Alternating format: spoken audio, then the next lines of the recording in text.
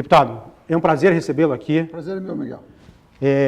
A gente hoje, eu gostaria, antes de mais nada, que o senhor se apresentasse aqui para a gente, para o público do É Política, como que o senhor chegou a Brasília agora em 2019. Bom, primeiro é um prazer estar aqui com você, um abraço aos nossos telespectadores. Eu, na verdade, acabei optando pela vida pública quando fui secretário de Estado da Administração e Previdência do Jaime Lerner. Depois eu fui vereador de Curitiba, fui deputado estadual algumas vezes, agora sou deputado federal. Eu sou formado em Economia, eu tenho pós-graduação na Federal do Rio de Janeiro em Administração, no MBA, tenho especialização nos Estados Unidos, em Harvard, na Alemanha, no Friedrich Naumann Stiftung. Esse é meu currículo acadêmico e profissional. Mas é uma vocação. Foi assim que eu decidi entrar na vida pública e ser deputado federal. Então, deputado, eu acho que o nosso foco aqui, a gente vai direto às perguntas com relação à Previdência. Certo. Porque é o seguinte, existe um debate muito grande na sociedade hoje sobre essas reformas, os impactos que elas vão trazer no nosso dia a dia, né? Então, eu vou começar com uma pergunta assim bem básica, que é o seguinte: a reforma da Previdência sai?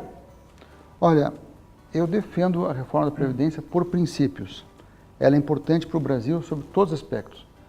Isso envolve a vida pessoal de cada um, mas também a nível macro, o país como um todo.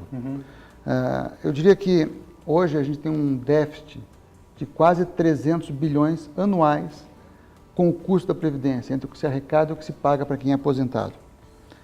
E hoje a nossa pirâmide, diferente do passado onde tinha muitos jovens, hoje tem mais pessoas com idades do que jovens para pagar a conta de quem se aposentou. E você tem que reformar. Todos os países que têm uma previdência organizada no mundo, que tem alguns países, uma boa parte, que não existe aposentadoria. Mas os que têm previdência, aposentadoria, têm idade mínima para se aposentar, a não ser por invalidez, quando a pessoa se acidenta ou sofre alguma doença. A pessoa tem uma idade aqui, vamos botar que a média é entre 65 e 70 anos. O Brasil é o único país organizado que tem previdência que não tem idade mínima. E você, hoje tem pessoas que se aposentam aos 50 anos ou menos de idade. É muito novo para alguém em plena capacidade mental, em pleno vigor físico, ir para casa. Ele não vai para casa. Na verdade, ele vai para o mercado novamente, é o emprego de um jovem. Há uma distorção muito grande no nosso sistema e também quem está na iniciativa privada, que são 90% dos brasileiros, se aposentam pelo INSS. E a média é R$ 1.600. R$ 1.600, a grande maioria com R$ 1.000, que é arredondando o salário mínimo, até R$ 5.000 que o INSS paga. No setor público, que são 10% da população, você tem aposentadoria de R$ 30, R$ 40 mil, R$ 25 mil. Ali há uma situação de a pessoa não contribuir para realmente receber isso. Durante 20 e poucos anos, ela contribui com 10% do seu salário, ou 30 anos dentro do seu salário, depois durante mais 30, 40 anos ela fica aposentada, recebendo 100% do seu salário. Depois ela deixa uma pensão por 7 a 10 anos, o custo é muito caro. A gente tem que começar a tratar os brasileiros iguais. Há uma questão econômica nisso, mas há uma questão de justiça entre os brasileiros. E além disso, a questão da economia. Se a gente não fizer a reforma da Previdência, a gente vai ter muito menos investimento no Brasil, com esses déficits que nós temos. Nós vamos ter um juros que vai subir, hoje está em 6,5%, a taxa Selic, ela pode cair mais ainda se nós tivermos a reforma. Hoje nós temos 14% dos brasileiros desempregados, a tendência é que se aumente, se você não fizer a reforma, quando a gente pode passar para patamares de 5, 6, 7, se fizermos a reforma. Ou seja, isso gera emprego, isso gera renda, isso diminui juros, isso traz investimento, isso abre empresas. Ou seja, a reforma da Previdência é importante sob o ponto de vista da economia do Brasil e é importante também trazer uma questão de justiça, porque não há hoje um tratamento igual entre os brasileiros. Sim. Não, eu vejo uma questão bem, assim, complicada de se tratar, que é a aposentadoria do professor e dos policiais, hoje em dia. eles se aposentam muito cedo. Como que será essa transição do professor, ou essa regra do professor, do militar hoje, do policial? Veja, são duas categorias muito importantes. O que as pessoas têm que entender é que em nenhum lugar do mundo um professor vai para casa aos 45, 50 anos de idade. Ao contrário, você paga muito bem ele, mas ele trabalha até os 60 e 65 anos de idade normal. Qualquer país civilizado. A questão hoje é que você tem poderes especiais, que vai ser discutido na casa, na Câmara, se vão continuar ou não. Ou se todos os brasileiros, independente da profissão, vão ter o mesmo tratamento. Pode ser um gari, pode ser um professor, pode ser um médico, pode ser uma enfermeira, pode ser qualquer profissão, vão ter o mesmo tratamento. Porque um policial hoje ir para casa aos 50 anos de idade, ele está em pleno vigor físico e mentalmente super bem. O ideal, se ele estivesse na carreira, que no final dela, ele começa a ir para a parte de inteligência, a parte de estratégia, mas não se aposentar muito cedo. Porque hoje, deputado, ele trabalha 25 anos. 25 anos. Por 25 anos. Porque o que o senhor fala realmente é correto, porque pode ser que ele viva até os 75, 80 anos. Normalmente, e aí ele vai passar mais tempo recebendo esse valor da Previdência do que realmente trabalhando. Não, isso vale hoje tranquilamente para qualquer servidor público. Eu diria o seguinte, a expectativa de vida de quem passa dos 50 anos de idade é 85 anos. 85 anos. Se você, porque hoje a expectativa é quase 80, se você botar as crianças que morrem ao nascer. A pessoa que tem um filho que nasce morto, que morre até 2 anos de idade, puxa a média para baixo. Mas quem chega aos 50, normalmente a média é chegar aos 80, 85 anos de idade hoje. Então, se a pessoa aposentar aos 50, ela vai ficar 35 anos aposentada, custa muito caro para a sociedade e depois normalmente deixa uma pensão. Por isto é que a Previdência corre risco no futuro de quebrar se a gente não fizer a reforma. Porque hoje a quantidade de pessoas que contribuem para pagar o salário dos aposentados, a pirâmide não é mais uma pirâmide larga, agora é quase que um retângulo. Você tem o mesmo número de pessoas praticamente jovens com idosos. Então a reforma é muito importante e há uma transição. Quem está no caminho não vai ser prejudicado. Então, deixa eu só tirar uma dúvida com o senhor. Nesse primeiro momento, quem serão os atingidos por essa reforma? Por exemplo, o meu caso, digamos, eu tenho mais de 50 anos. Essa reforma atinge as pessoas acima, os homens até 50 anos? Atinge. O que você tem para se aposentar, vamos dizer que falte 2 anos para se aposentar. Então você vai ter mais um para trabalhar, 50% do que falta. Entendi. Então, e a regra é para as mulheres também? Para todo mundo. Para todo mundo? Para todo mundo. Então, hoje faltam 2 anos, então você teria que ficar mais 3 trabalhando. Aí, em vez de você aposentar aos 55, você vai aposentar aos 56. Entendi. Ainda assim é jovem. Ainda assim é jovem. Ainda assim jovem. Ou seja, a regra de transição é muito suave, não prejudica ninguém. Eu não vejo problema nenhum da pessoa continuar trabalhando mais 1 ano ou 2. E o Brasil, quem começar daqui para frente, vai começar nas regras novas, onde a iniciativa privada e o poder público vão ter as mesmas regras. E quem quiser receber a mais, vai pagar a mais por isso. Essas regras de transição já estão definidas ou serão discutidas ainda? Não, elas já estão na proposta e, é claro, vão sofrer emendas agora. Muita coisa tende a mudar. A comissão que vai analisar a reforma deve ser instalada agora no final do mês de março ou no início de abril. Agora ela está na CCJ a proposta, que deve começar a analisar. Em mais 1 ou 2 semanas deve ser votada na CCJ. Aí essa comissão é que recebe as emendas, discute aquilo que é para modificar ou não, que tem várias propostas que vão aparecer para modificar, e depois vai a plenário. A expectativa é que você vote na Câmara até o final de maio, início de junho, que depois vá para o Senado. Seria bom nós termos um paranaense lá. O senhor será o nosso representante nessa comissão, deputado? Na comissão, sim. O PSD, que é o partido do qual eu faço parte, está me indicando para fazer parte da Comissão da Reforma da Previdência. Até porque eu já tenho uma experiência na área. Eu fui secretário de Estado da Administração e Previdência do Paraná. Fui eu que criei a Paraná Previdência. Então, eu tenho um pouco de conhecimento nessa área. E também é uma questão histórica, né? Meu pai foi ministro da Previdência algumas vezes do Brasil.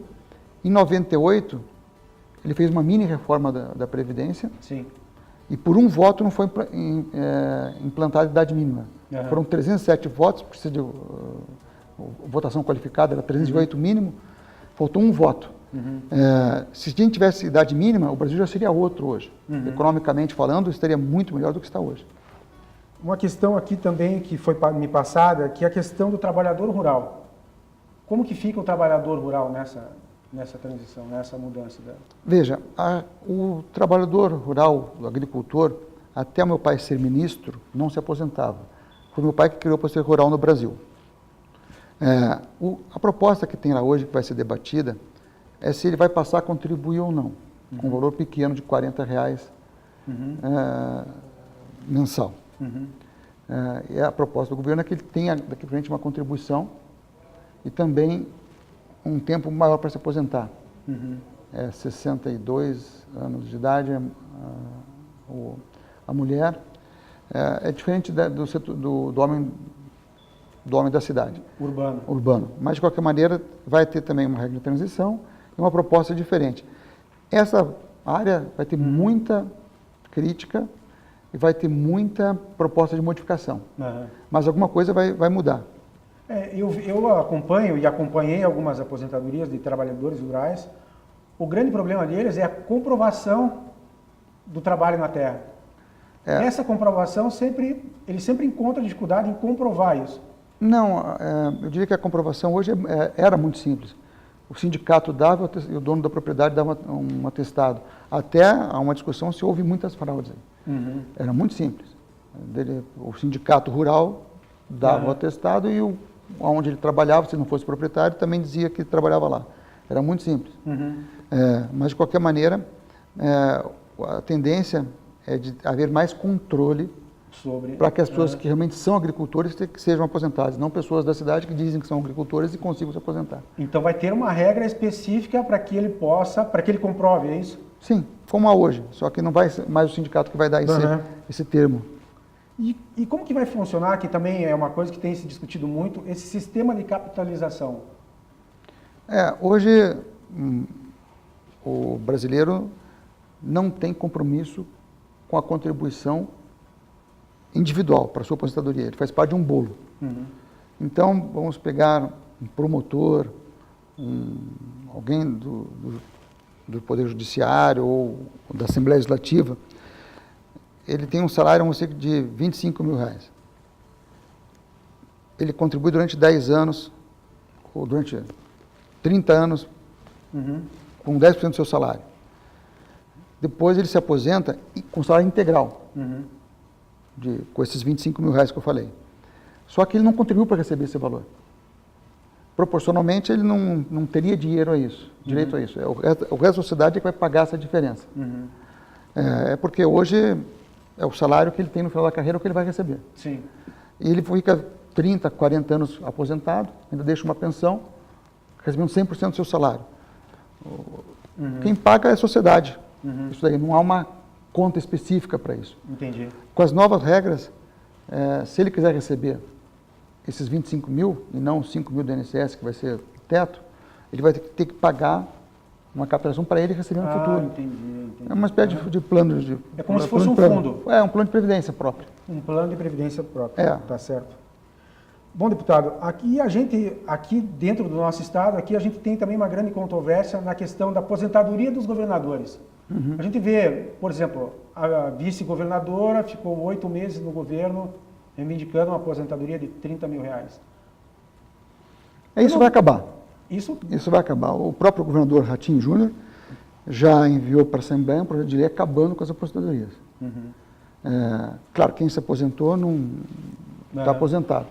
Mas daqui para frente... É uma regra que daqui para frente, então. Daqui para frente. Daqui para frente. Daqui para frente. Então, isso não vai ter mais. Realmente, essas situações que são privilégios têm que acabar. Eu acho que é isso que o Brasil quer. Ele não quer que o deputado trabalhe 4 anos e se aposente. Tem direito a uma aposentadoria. Ele não quer que... A Assembleia Legislativa do Paraná já não tem, as câmaras de vereadores não têm. Mas o que quer é isso, quer acabar com grandes salários pagos pelo contribuinte sem haver realmente uma prestação de serviço para isso, uma contribuição para isso. E nesse caso da aposentadoria dos governadores, ela vai ser extinta.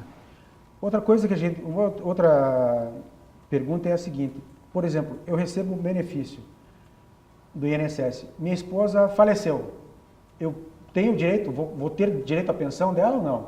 Não, você vai ter que optar. Vou ter que optar? Você não pode acumular. Não vai poder, mas Não. Hoje é possível, né? Hoje, em alguns casos, é possível. Hoje, em alguns casos, é possível. Mas, na realidade, isso é uma situação esquisita. Porque são duas suas. Aí você fica com uma só e recebe dos dois. Verdade. Está errado. Tá errado. No mundo todo isso não ocorre. O Brasil tem umas situações, como tinha, e não tem mais por causa dessa reforma que o papai fez em 98, que a filha do militar, se ela não casasse, ela recebia. Então, normalmente ela... Não casava? Não, ela casava, mas não oficialmente, Não e ficava recebendo até fazer 70, 80 anos de idade. O pai morria aos 70, daí passava para a filha, que depois... E tinha esses penduricários que não faz sentido existirem. Não, se a gente for somar isso, é um bolo de dinheiro que não acaba mais. Não, é um custo para a sociedade muito grande. E quem paga, normalmente, é o mais pobre. Deputado, no nosso tempo aqui é curto, quero te agradecer a tua presença aqui. Quero dizer que para você que o É Política está aberto para você. Muito obrigado, Léo. Você é um bom amigo. Você, para mim, é um cara muito especial. Quero que você continue na sua vida política, terá sempre meu apoio e o apoio da É Política. Quero que você deixe uma mensagem para os nossos ouvintes aí. Eu quero dizer que esse tema é polêmico da reforma da Previdência, mas ele é necessário e é importante. Muita gente é radicalmente contra, eu vejo o pessoal do PT, do PSOL lá na Câmara, não interessa se o assunto é bom ou ruim, eles são contra de qualquer maneira. E usam argumentos, realmente, que não são verdadeiros para atacar a reforma.